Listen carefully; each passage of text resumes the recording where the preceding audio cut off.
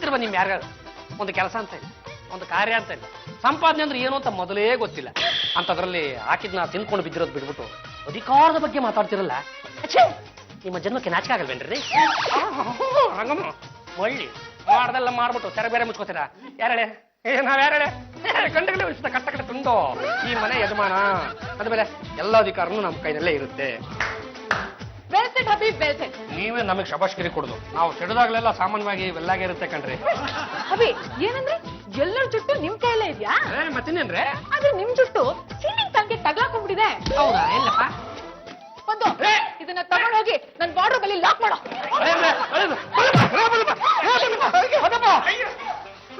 ಏನ್ರಿ ಇದು ಆಗಲ್ದವ್ರಡೆ, ಅದ್ರೊಳಗೆ 10 ಹುಣಸೆ ಬೀಜ ಇಲ್ಲ ಕಣ್ರಿ. ಮತ್ತು 10 ಲಕ್ಷ ರೂಪಾಯಿ ಮೊತ್ತ ಇದೆ, ದಯವಿಟ್ಟು ಕೊಟ್ಬಿಡ್ರಿ ಅಂತ ತಗೊಂಡು ಬ್ಯಾಂಕಿಗೆ ಕಟ್ಟಬೇಕು.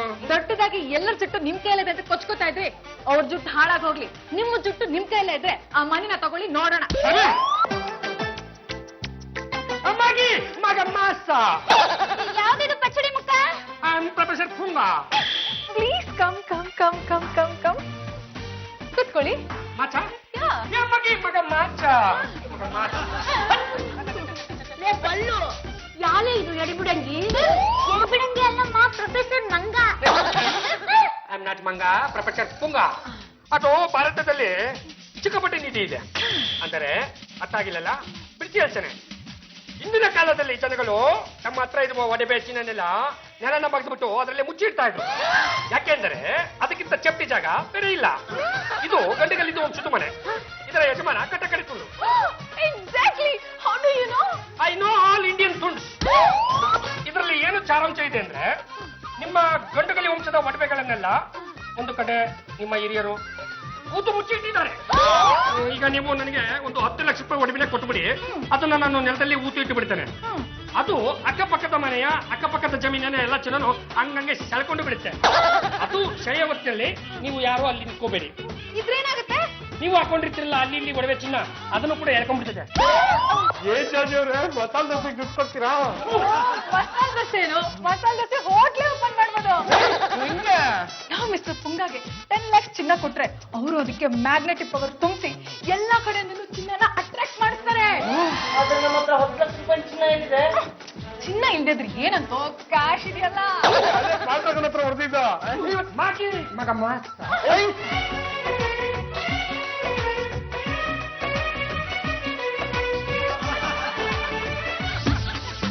ಮಾಗಿ ಮಗ ಮಾಸ.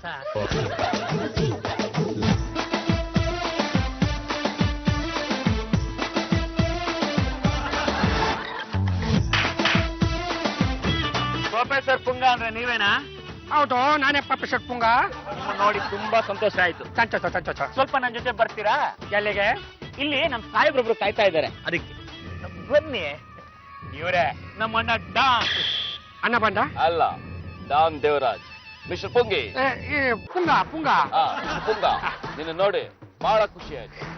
ನೀನೇನೋ ಚಿನ್ನನೆಲ್ಲ ಮ್ಯಾಗ್ನೆಟ್ ಮಾಡಿ ಭೂಮಿಲಿರೋ ಚಿನ್ನೆಲ್ಲ ಹಾಗೆ ಹೇಳ್ಕೊಂಡ್ಬಿಡ್ತೀಯಂತೆ. ನಿಧಿಯಿಂದ ಹೋಗ್ಬೇಡ, ಸರ್ವನಾಶ ಆಗ್ಬಿಡ್ತೀಯ. ಮೊನ್ನೆ ಒಬ್ರು ಯಾರ ಹಿಂಗೆ ನಿಧಿ ತೆಗಿಬೇಕು ಅಂತ ಒಂದು ಹುಡುಗಿನೂ ಬಲಿ ಕೊಟ್ಟಿದ್ದಾರೆ. ನೀನು ಸುಮ್ನೆ ಪ್ರಾಣ ಯಾಕೆ ಕಳ್ಕೊತೀಯ? ಹೇಳೋ, ನನಗೆ ಬುದ್ಧಿವಾದ ಹೇಳಕ್ ಬರ್ಬೇಡ. ಪುಂಗಿ ಪುಂಗ ಪುಂಗ, ಈಗೇನ್ ಹೇಳ್ತೀಯ ಅಥವಾ ನಿನ್ನ ಭೂಗತ ಮಾಡ್ಬಿಡ್ಲಾ? ಲಕ್ಷ ಕೊಡಿ, ನೋಡ್ಬಿಟ್ಟು ಹೇಳ್ತೀನಿ.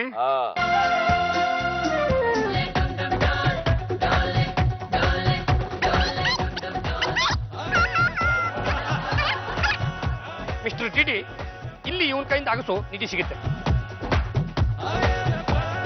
ಬೇಗ ಬೇಗ ಇಲ್ಲಿ ನಿಧಿ ಇದೆ ಅಂತ ಪ್ರೊಫೆಸರ್ ನಮ್ಮನ್ನ ಕರ್ಕೊಂಡ್ ಬಂದಿದ್ದಾರೆ. ಯಾರನ್ನ ಅಡ್ಡ ಬಂದ್ರೆ ಒಬ್ಬೊಬ್ಬನು ಉದುದ ಮಲಗಿಸ್ಬಿಡ್ತೀನಿ. ಇದೀನಿ ಇಲ್ಲ, ನಮಗೆ ಮೋಸ ಮಾಡಿ ಸಾಲದು ಅಂತ ನಿಮ್ಗೂ ಮೋಸ ಮಾಡ್ತೀರಾ ನೀವು? ಇಂಥ ಸುಮ್ಮನೆ ಬಿಡ್ಬೇಕಾ? ನಾನು ಕಣ್ರಿ ಪಾಂಡ್ರಂಗ ಗಂಟೆಗಲಿ. ಮಿಸ್ಟರ್ ಟಿಡಿ, ನಮ್ಮ ತಾಯಣೆಗೂ ನಾನು ಚೀನಾದವನಲ್ಲ ಕಣಪ್ಪ. ಇವಳು ಗಂಡ ಇದೇ ಕರ್ನಾಟಕದವನು. ಏನೋ ನಮ್ಮಿಬ್ರು ಮತ್ತೆ ಸ್ವಲ್ಪ ಜಗಳ ಆಯ್ತಲ್ವಾ, ಹಂಗಾಗಿ ಈ ಅವತಾರ ಎತ್ಬಿಟ್ಟೆ. ಯಾಕ್ರಿ ಹೀಗ್ ಮಾಡಿದ್ರಿ?